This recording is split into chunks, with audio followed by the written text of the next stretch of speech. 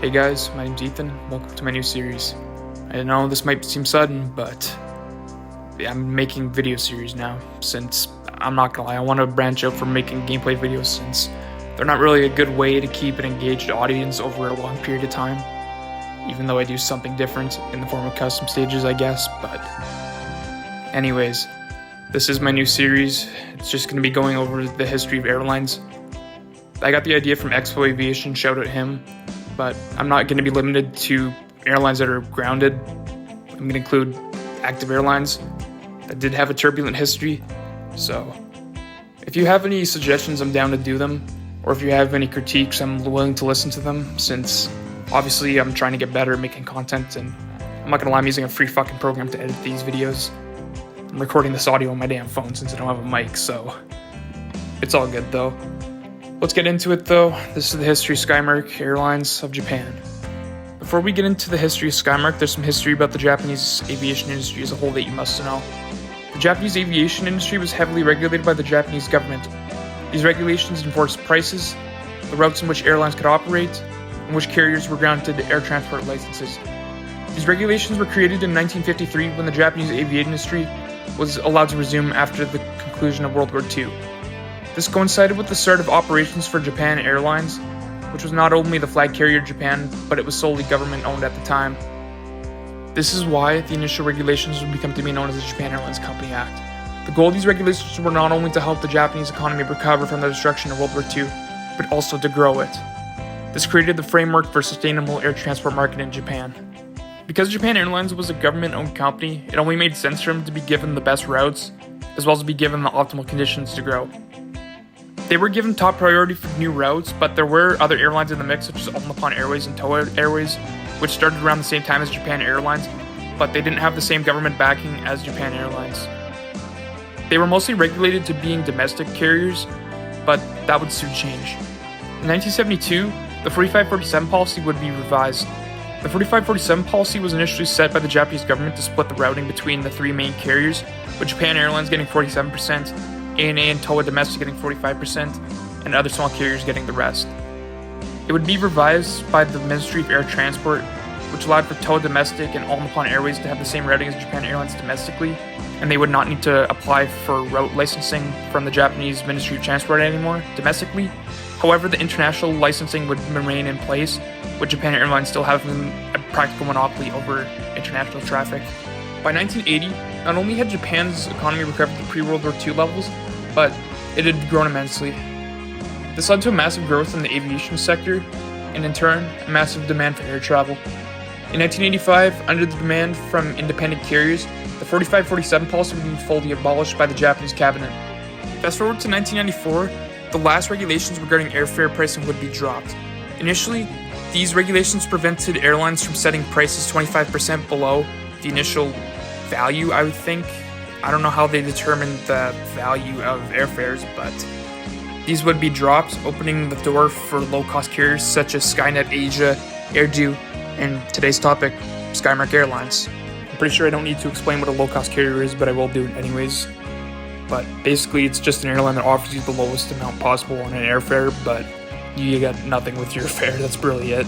Like, if you're lucky, you get some pretzels, but all you get is the seat and one piece of checked luggage, and you gotta pay for everything else.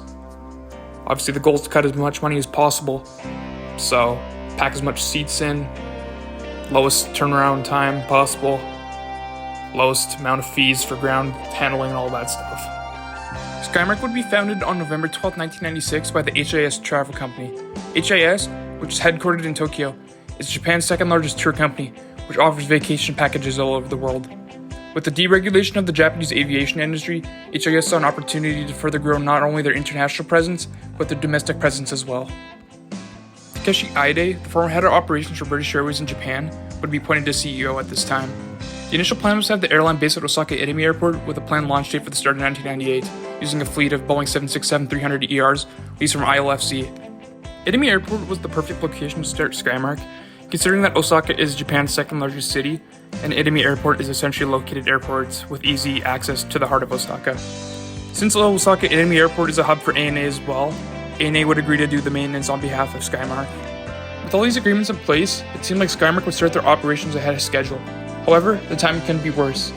In 1997, the Asian financial crisis would start, and Japan would start to feel the full brunt of it by the start of 1998. This would throw a wrench into Skymark's plans, and the airlines would push back its launch date to the start of Q4 1998, as well as changing its attendant base from Osaka Idemi to Tokyo Haneda Airport. In March 1997, Skymark would obtain 6 landing slots at Tokyo Haneda Airport and would apply for their air transport license, which in turn would be accepted in July 1998. On August 18th, Skymark would receive their first 767-300ER registered Juliet Alpha 767 Alpha, which was brand new from Boeing. The aircraft would be painted with a DirecTV advertisement on either side of the aircraft as a form of steady income. The airline would commence scheduled flights a week behind schedule, with its first flights beginning on September 19th, 1998, with flights from Haneda to Fukuoka operating 3 round trips a day at 13,700 yen or 97 USD one way. Fukuoka, which is one of Japan's largest cities, has major competition for routing from Haneda to Fukuoka, specifically in the form of All Nippon Airways. This would cause a fare war to ensue, in which ANA would attempt to undercut the upstart Skymark Airlines. By the end of 1998, Skymark controlled 10% of the total market share on routing between Haneda and Fukuoka. With the increased demand from the number of people electing to fly rather than take the Shinkansen, Skymark would receive its second 767-300ER registered Juliet Alpha 767 Bravo on October 27, 1998. This time, the aircraft would appear wearing Microsoft colors. Fast forward to March 31st, 1999, Skymark would open new routes from Osaka Idemi to Fukuoka and Sapporo New Chichose, with flights from Idemi to Fukuoka commencing on April 24th with 2 round trips per day, and with Idemi to Sapporo seeing 1 round trip per day. I forgot to mention this, but their second 767, Juliet Alpha 767 Bravo, would be based at Osaka Idemi Airport, but it would still help out occasionally on the Haneda and Fukuoka route. At the end of the fiscal year of 1999, Skymark saw a total of 87 million USD in revenue. However, this would be offset because they lost a total of 40.9 million, leaving them in the negative in their first full year of operations. Even though the airline posted an overall negative in its financials for its first full year of operations, there was still hope considering that the airline was operating with an 80% load factor, which is pretty good for a startup airline. Thus, they chalked down the expenses just to startup costs.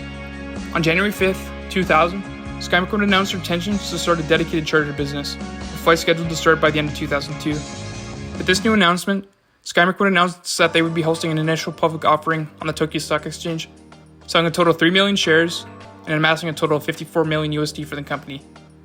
Flights to Idemi would be axed sometime around July 2000 in order to cut costs. With the 767 based out of Idemi being freed up, it would be repositioned to Tokyo Haneda, and the frequency of flights between Haneda and Fukuoka would be increased to 6 round trips per day. Around this time as well, flights to Aomori would be added from Haneda, and it would be introduced with 2 round trips per day. Skymark would announce at this time that they would also be ordering yet another 767-300ER, with it being delivered on July 3rd, 2002. To coincide with this, Skymark would announce that they had received their international license from the Japanese Ministry of Transport, and they would begin charter flights from Tokyo Haneda to Seoul Incheon on behalf of HIS. Skymark would announce as well that they would begin scheduled flights from Tokyo Haneda to Kagoshima as well. In 2001, I'm pretty sure you know what happens next, but I won't say it. If you know, you know. Anyways, like any other airline in the world, Skymark faced some hardships because of the incident. But since Skymark was a domestic carrier, the impact was less felt. Plus, Japan was already familiar with high-profile H-word incidents. I'll put it on screen, I'm not going to say it, because I don't want to get demonetized, but Skymark faced some load factor issues, but it ultimately recovered and resumed normal operations by the end of 2001. Fast forward to August 2003, internet conglomerate Shinichi Nishikobu would become the major shareholder in Skymark, personally investing roughly 30 million USD into the company, which further bolstered Skymark. To coincide with this, routes to Nagasaki and Kumamoto from Haneda would start in 2003, each with 2 round trips per day. Another 767-300ER fresh from Boeing would enter the fleet, with another 767-300ER scheduled to be delivered for 2004. To go along with this, a 767-200 leased from ANA would be drafted in until the final 767-300ER could be delivered. At the end of the fiscal year of 2003, Skymark would announce that they had recorded a post-tax profit of $3.1 million US. This gave hope that the company would further grow, and on February 27, 2004, they placed an order for 6 brand new Boeing 737-800s, with the deal being valued at $380 million US, with deliveries scheduled to begin for the end of 2005.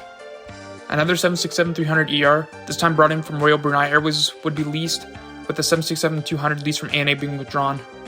Skymark would continue its ever-increasing expansion, with flights to Sapporo from Haneda beginning on August 1st, 2004 with 3 round trips per day.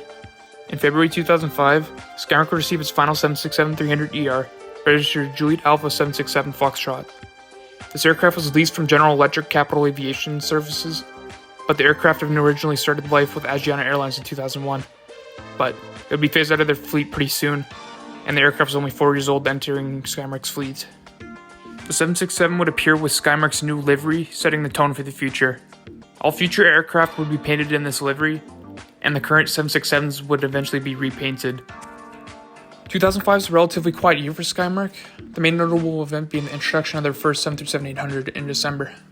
Other than that, the other notable events being the increased frequency of flights between Haneda and Kagoshima, as well as Kumamoto and Haneda as well. Skymark would also enter into a codeshare agreement with Japan Airlines, which allowed them to operate from the north end of Terminal 1 at Tokyo Haneda. In 2006, Skymark would receive 3 more of its 737-800s that it initially ordered back in 2004, and with this, they would expand flights from Haneda to Asakawa and Naha.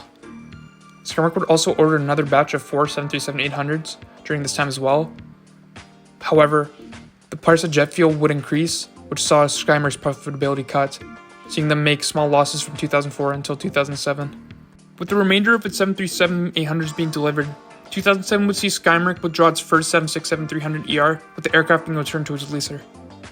The global recession in 2008 would hit Skymark hard, recording a loss of $3.3 million. To cut costs, Skymark would end up withdrawing 3 more of its 767-300ERs, with the remaining 2 in its fleet scheduled to be withdrawn by the end of 2010. Skymark would also announce the start of flights between Haneda and the newly opened Kobe Airport on October 26, 2008. They would also place an order for 2 more 737-800s. Leading up to this announcement, Japan Airlines, which had formerly been a major player at the Kobe Airport, withdrew its services. This gave Skymark the opportunity it needed, and they would announce that Kobe would become a new base of operations for the airline. Kobe offered a better alternative than flights operating from Kansai or Itami, since Kansai's landing slots are some of the most expensive in the world, and Itami has a curfew from 11 p.m. to 6 a.m. With its cheaper landing slots, and no curfew allowing for 24-hour operations, plus a little competition as I mentioned before, pushed Skymark to opening this new base. Flights to Al Murray would be dropped at this time due to poor load factors. Flights to Sendai and Century would be opened in 2010, connecting both airports with each other, as well as Haneda, Naha, and Sapporo. Century Air also saw a service to Kumamoto at this time, however I couldn't find an exact date for this. In 2011, Skymark would pivot from being a low-cost airline, moving towards premium fares. They would enter negotiations with Airbus and finalize a deal for 6 A380-800s, valued at $1.1 billion. Where's your truck at? My truck? Your UPS truck. Oh man, I let that little shit alone. I went and got me a Lambo real quick, fresh out the lot. I drove it straight over here. I almost forgot your boxes for real. Silly me. You bought a Lambo off the lot, bro. How much is UPS paying y'all? Deliveries would be scheduled for 2014. During this time, 5 A330s would be drafted in as a stopgap measure. The new plan was to have Skymark operate its A380s on international trunk routes from the Kansai region. However, Kobe was a smaller airport designed primarily for domestic travel, thus it didn't have the facilities for sustained international traffic. Skymark would then acquire landing slots at Kansai, and the plan was to have its A380s operate flights from Kansai to JFK, Los Angeles, Bangkok, and Heathrow. Heathrow would be later dropped citing competition reasons, however. Skymark would also add flights from Abarki to Naha and New Chitose, giving Skymark a presence at all 3 of Tokyo's main airports. Abarki, which also goes by Omitama Airport, offers many advantages compared to operating at the congested Tokyo Haneda and the further away Tokyo Narita. First off, I'm probably going to butcher this explanation and the pronunciations, but the series is designed to be pretty easy and pretty simplistic for you guys to understand. But anyways, Abarki Airport was opened on the grounds of Haikyuri Air Base in 2010, and it was designed to be a low-cost alternative compared to operating at Haneda and Narita. The airport offered no pushback tugs or jetways, allowing for lower fees to operate at the airport, as well as offering easy access to Saitama, which Haneda and Narita couldn't offer. Calling it an airport is pretty generous considering it's just a single building and an apron connected by one taxiway to the rest of the airport. However, a new runway would be opened to coincide with the opening of Abarki Airport, and this runway would be designated for civilian use. The problem with this runway, like I said, it's only connected by one single taxiway point, so if you wanted to take off, you'd have to backtrack to either end of the runway, turn around, and take off.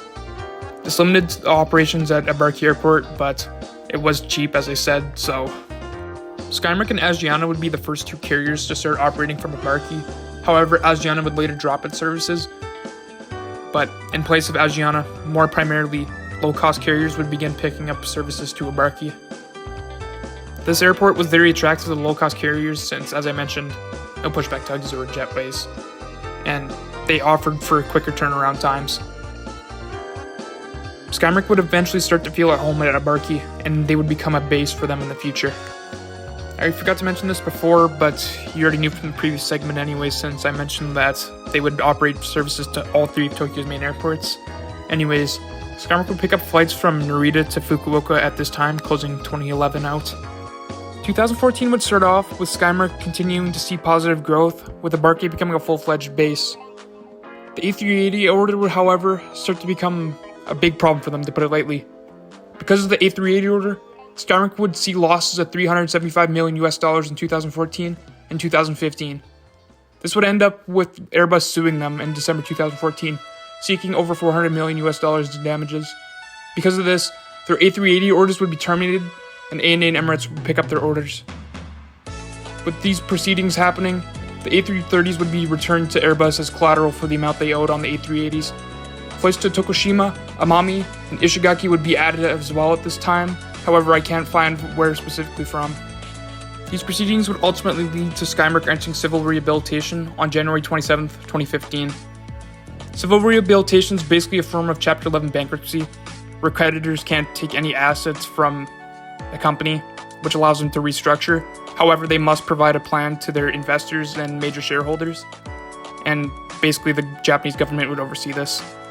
Skymark would also withdraw 6 of its older 737-800s by the end of 2015, with most of them being sent to Jeju Air or T-Way Air in South Korea.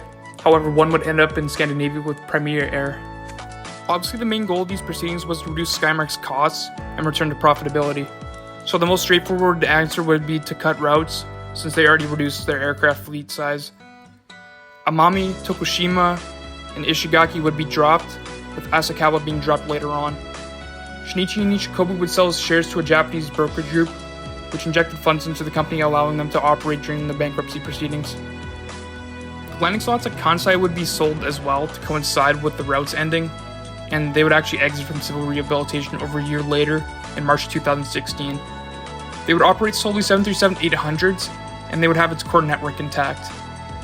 Skymark would actually make a first full year profits during the fiscal year of 2016, proving that the proceedings went according to plan.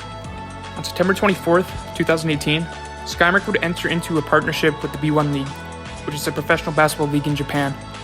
This would see a 737 painted into a special B1 livery, which would set the tone for the future, as Skymark would enter into partnerships with Vissel Kobe, which is a professional soccer team in Japan, as well as entering into partnerships with Pokemon, which would see a special Pokemon jet. Skymark would operate normally until 2019, in which they would add flights to Saipan, although these would get pulled the next year because COVID, obviously. Domestic carrier and COVID doesn't go well, especially in Japan, which is a pretty densely populated country, as did every airline in Japan and the world, I guess. But moving on, 2022, it was announced that Skymark would order 10 737 MAX 8s in order to modernize its fleet and replace its aging 737-800s. 2023, Skymark had its most profitable year yet, seeing a profit of $34.8 million post-tax, while carrying 8.6 million passengers. That really sums up everything for Skymark's history. Obviously, I glossed over a lot of details and just simplified it, since that's the kind of person I am, and I don't want to make this video 50 minutes long. But if you did like it, I would appreciate it if you could subscribe, like, and all that shit. If you could comment telling me things you'd like to see better, like video production wise, or if you got any suggestions, just let me know. I prefer to stay in the greater East Asian area, but I'm gonna cut this here. You guys have a good night or day wherever you guys are. Peace.